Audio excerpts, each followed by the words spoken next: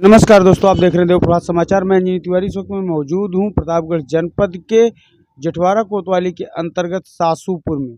और यहां पर एक अजीबोगरीब घटना प्रकाश में आई है। यहां पर ये आप कैमरे में देख रहे होंगे, ये बुजुर्ग माता पिता इनके हैं और इनकी सेवा इन्होंने अपनी जो भी कमाई थी इनकी उसके आधार पर की। लेकिन इनका एक बड़ा भाई जो बॉम्बे में रहता था, अचानक से यहाँ आता है। अपना पूरी फैमिली वो बॉम्बे में लेके रहता था, यहाँ कोई नहीं रहता था। माता पिता की देखरेख ये करते थे। और उसके बाद इन्होंने माता का ऑपरेशन कराया जिसमें काफ़ी पैसा लगा। मतलब कुल मिला के ऐसा समझ लीजिए कि ज़िंदगी की सारी कमाई इन्होंने माता पिता के सेवा में लगा दी। और इनके पिताजी ने इन्हें एक बैनामा दिया ज़मीन का, जहाँ पर इनका पैतृक निवास था। वहाँ पर थोड़ी सी ज़मीन का बैनामा इन्हें किया और उसी ज़मीन पर ये मकान बनाकर रह रहे थे। अचानक से जब वो भाई आता है तो यहाँ पर इनको मारपीट के घर से बाहर निकाल देता है। और आज ये बेघर होकर इस PWD की जगह पर, जहाँ पर हम आपको दिख रहे हैं इस कैमरे में, यही पन्नी है, यही आशियाना है इनका, यही दुकान करते हैं और शाम को यहीं पूरा परिवार लेकर सो जाते हैं। ये छोटे छोटे बच्चे हैं, इनकी फैमिली है और ये इनका मामला है। आइए हम इनसे बात करते हैं क्या हुआ था और क्यों इनको बैनामा दिया गया और अब क्या हो रहा है, शासन प्रशासन इनकी मदद के लिए क्या कर रहा है। क्या नाम होगा आपका? सर उदयराज गुप्ता नाम है हमारा। घर? घर सासूपुर महिया मोड़। क्या मामला है आपका? सर हम 4 भाई हैं, 4 बिस्सा ज़मीन है। मम्मी पापा भी जीवित हैं। सब भाई अलग रहते हैं, मम्मी पापा से सब परदेश कमाते हैं। हम इनकी सेवा किए हैं, 4 ऑपरेशन मैं माता जी को कराया हूँ, इनकी दवा देखता हूँ। और इनकी हालत देख लीजिए सर जी की क्या हालत है इनकी। हमने सब चीज़ बर्बाद करके इनका ऑपरेशन कराया, इनको जिलाया।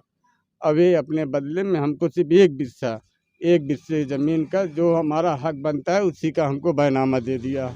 और उसी बैनामे की ज़मीन पे हमारा भाई जो भोला गुप्ता है, उनकी पत्नी सुनीता देवी, वो जबरन कब्जा कर लिए हैं और मार पीट के हमारे माँ बाप को घर से बाहर निकाल दिए हैं। और हमारे छोटे छोटे बच्चे इसी सरकारी रोड के किनारे पन्नी डालकर हम रह रहे हैं। आपसे अनुरोध है कि हमारा न्याय कीजिए। नहीं, आप पुलिस प्रशासन के पास नहीं गए?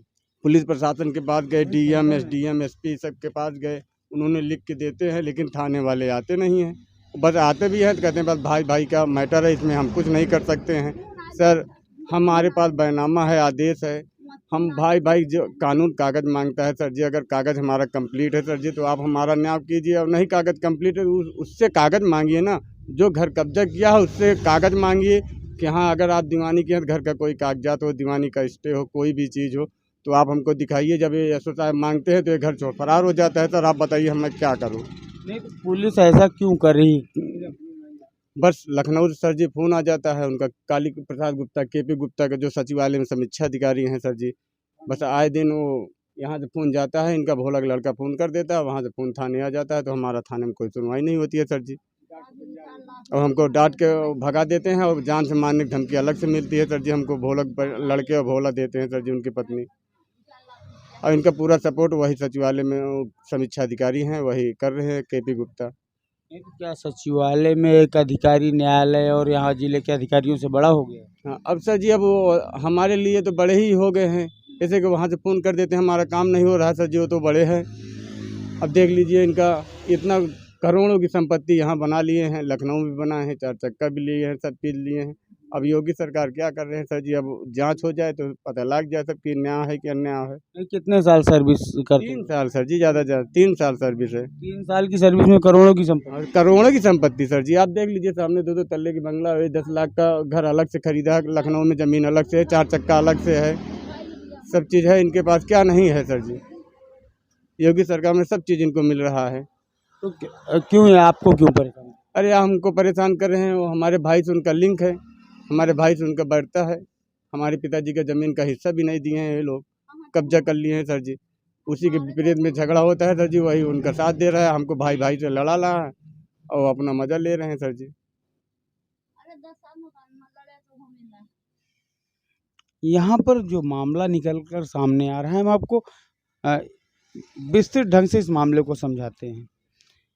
जो जिस समीक्षा अधिकारी की बात हो रही है ये इन्हीं के भाई का लड़का है और पैतृक संपत्ति में ये हिस्सेदार थे। समीक्षा अधिकारी बन जाने के बाद इनको हिस्सा नहीं दिया, वो अपना मकान बना लिया और अभी आप सुन रहे हैं करोड़ों की संपत्ति उसने बनाई है 3 साल की सर्विस में। जहां पर एक तरफ जीरो टॉलरेंस की राजनीति की बात करती है योगी सरकार कि हमारे कर्मचारी भ्रष्ट नहीं है, हमारे कर्मचारी अच्छे से काम कर रहे हैं, ईमानदार हैं, वहीं पर 3 साल में एक समीक्षा अधिकारी करोड़ों की संपत्ति कैसे बना सकता है, एक बड़ा सवाल। दूसरी बात, अगर हम यहाँ की घटनाक्रम की बात करें तो यहाँ पर इनके ही भाई को अपने साथ लेकर जो इनके पिताजी का भाई का जो भी विवाद रहा हो ज़मीन को लेकर, उसका यहाँ पर लगातार बदला लिया जा रहा है। एक भाई का सपोर्ट करके और दूसरे भाई को घर से बाहर करके। वजह भी साफ है, क्योंकि और सब भाई बाहर रहते थे और पिताजी के सपोर्ट में यही रहते थे।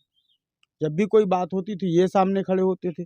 तो इनको ये सारी चीज़ों के लिए इनको परेशान किया जा रहा है, जो इन्होंने कभी अपने पिताजी का सपोर्ट किया, उनके विपक्ष में पिताजी का सहारा बने, दवाई दरमत इत्यादि चीज़ों में पिताजी का सपोर्ट किए।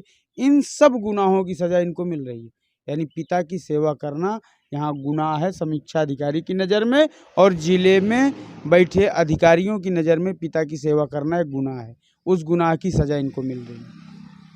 आज ये पतरे में बैठ के जीवन गुजार रहे हैं, यहाँ पर सोने को मजबूर हैं।